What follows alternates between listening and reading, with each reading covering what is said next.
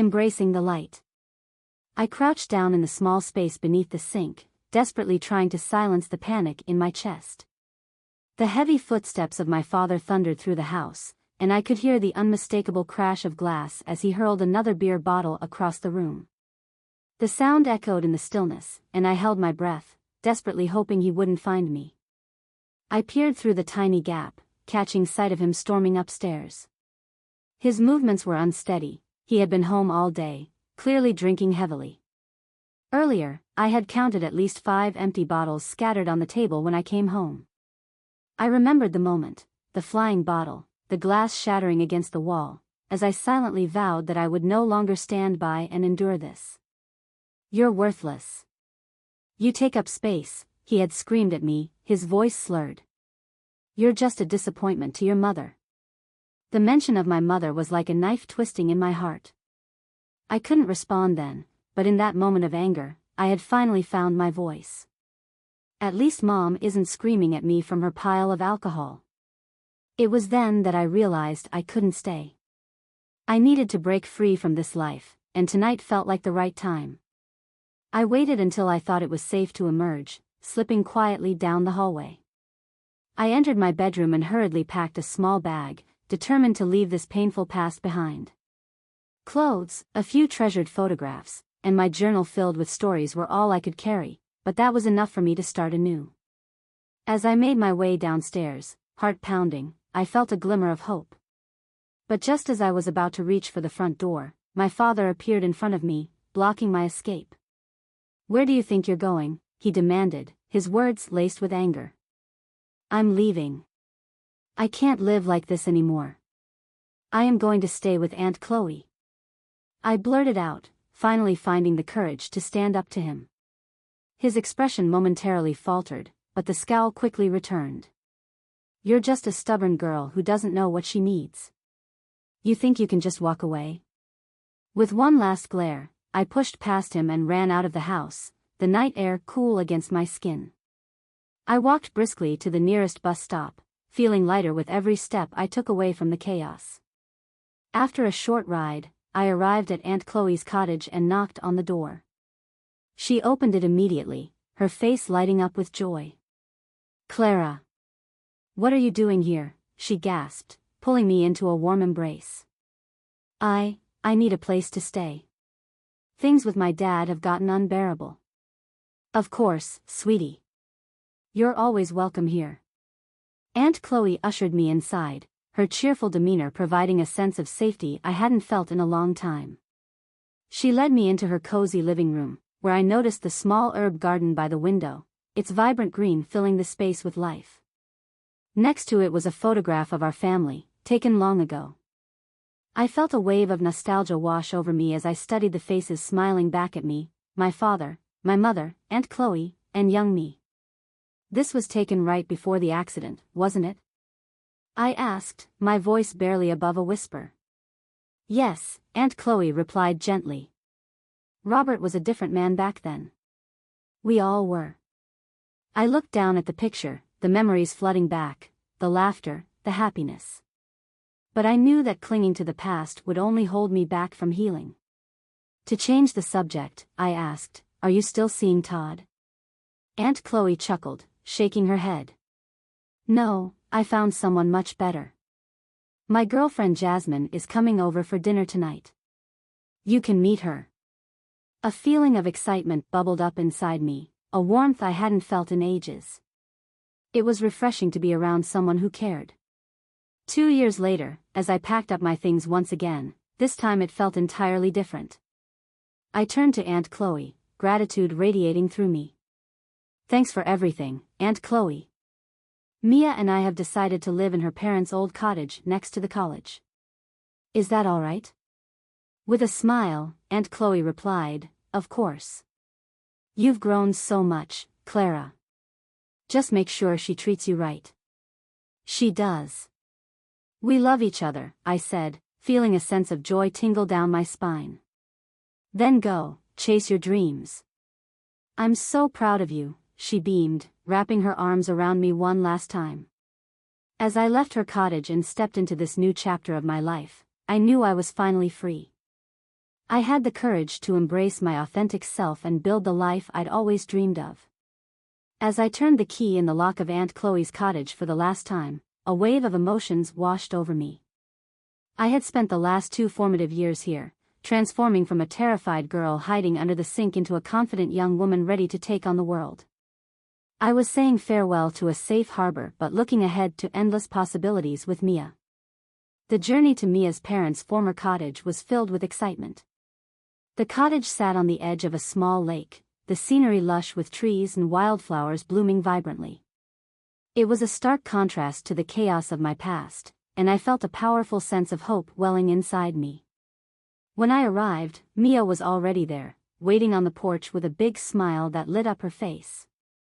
She radiated warmth and kindness. It was that light that had drawn me to her from the very beginning. "Hey, beautiful," Mia called, and I felt a flutter in my stomach as I walked towards her.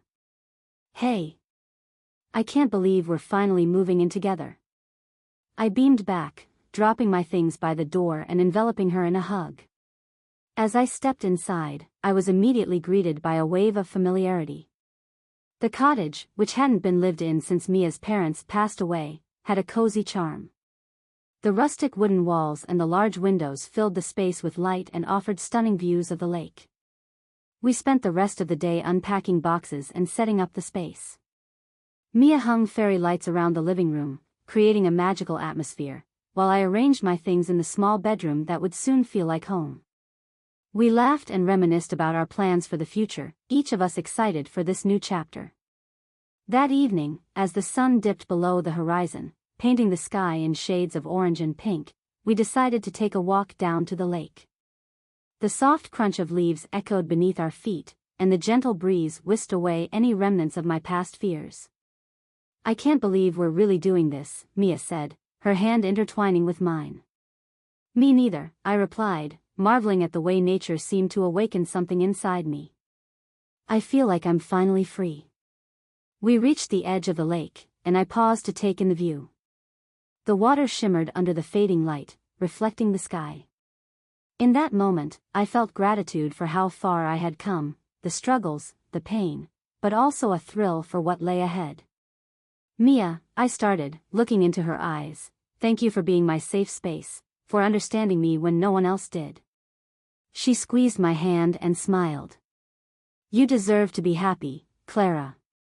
I'm here for you, and I always will be. We're in this together." As we stood there, surrounded by nature, I felt an insatiable sense of belonging and love. We breathed in the fresh air, feeling the weight of the past lift away with every inhale, and the promise of a brighter future embrace us with every exhale. The months that followed were filled with adventure and exploration. We settled into a routine, waking up early to watch the sunrise over the lake and spending weekends hiking the nearby trails. There was something soothing about sharing these moments with Mia. It felt like we were creating our own little world.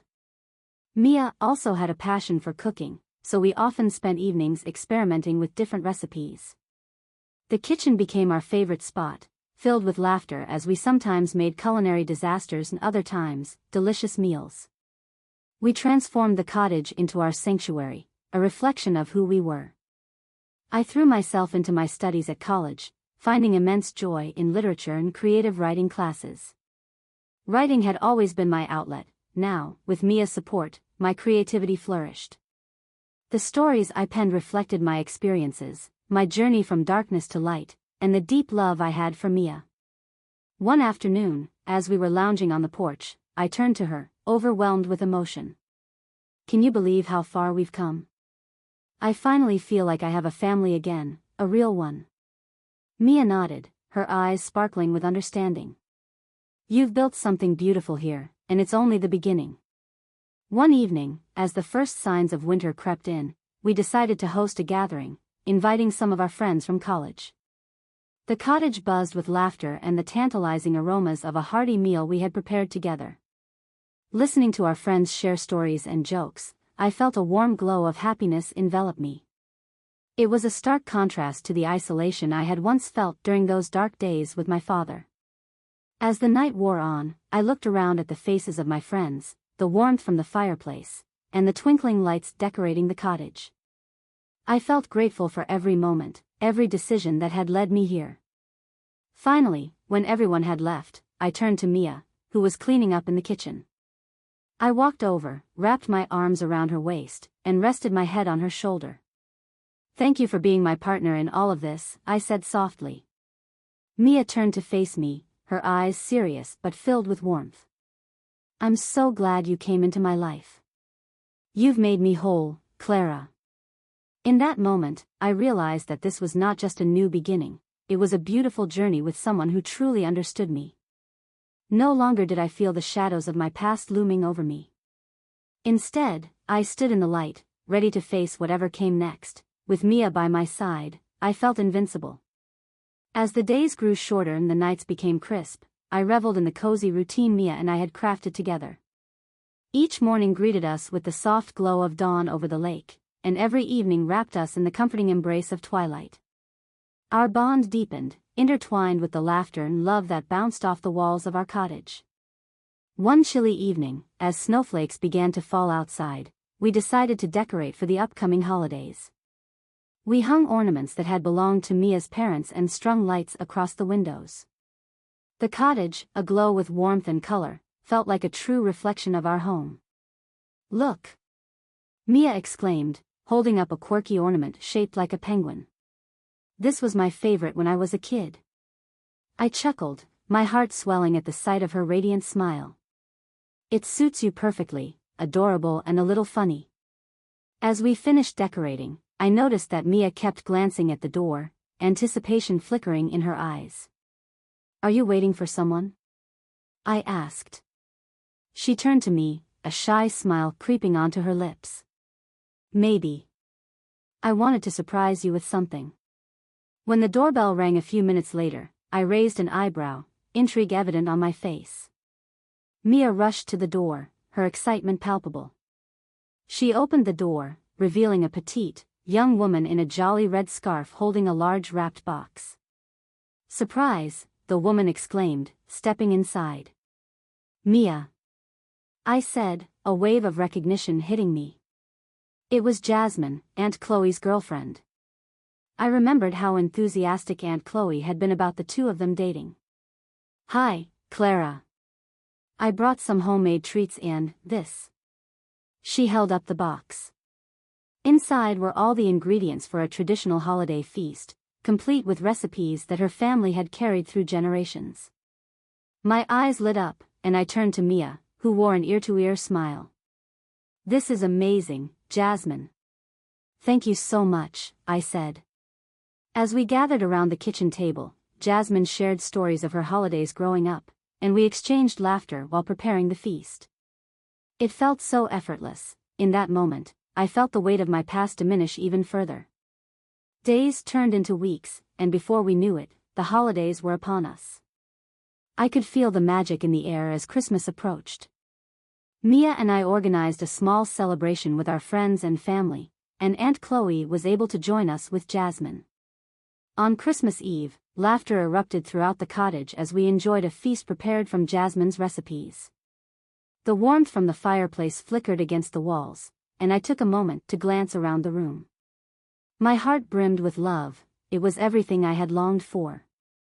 When it was time to exchange gifts, Mia turned to me with a playful glint in her eyes. "I have something special for you, Clara." As she handed me the small, intricately wrapped box, my heart raced with curiosity. Inside, I found a delicate silver necklace adorned with a charm in the shape of a heart intertwined with a key. "I love it," I gushed, holding it up to the light. "It's beautiful." "As are you," she replied, grinning. "This key represents the space in my heart that you unlock. You mean everything to me." Overwhelmed with emotion, I burst into tears, joy and gratitude flooding my senses. "You are my everything, Mia. I can't believe we found each other." When the evening wound down, we stepped outside to watch the snow paint the world in white. The air was crisp, and the stars twinkled like diamonds overhead, casting shimmer across the landscape. "Merry Christmas, Clara," Mia said, wrapping her arms around me, and we stood there together, lost in each other's embrace. As I looked up at the sky, I thought back to my time in Aunt Chloe's cottage, hiding from my fears and the darkness in my life. I took a deep, steadying breath. I'm finally home, I whispered, feeling a deep sense of peace within. Mia leaned down, kissing me softly, and in that moment, I realized that we were not just building a life together, we were weaving the threads of countless memories that would carry us into the future.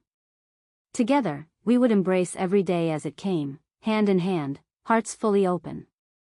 And as the first snowflakes of the season danced around us, I knew that whatever challenges lay ahead, love would guide us through. Our story was only beginning, but I was ready to write it, together with Mia.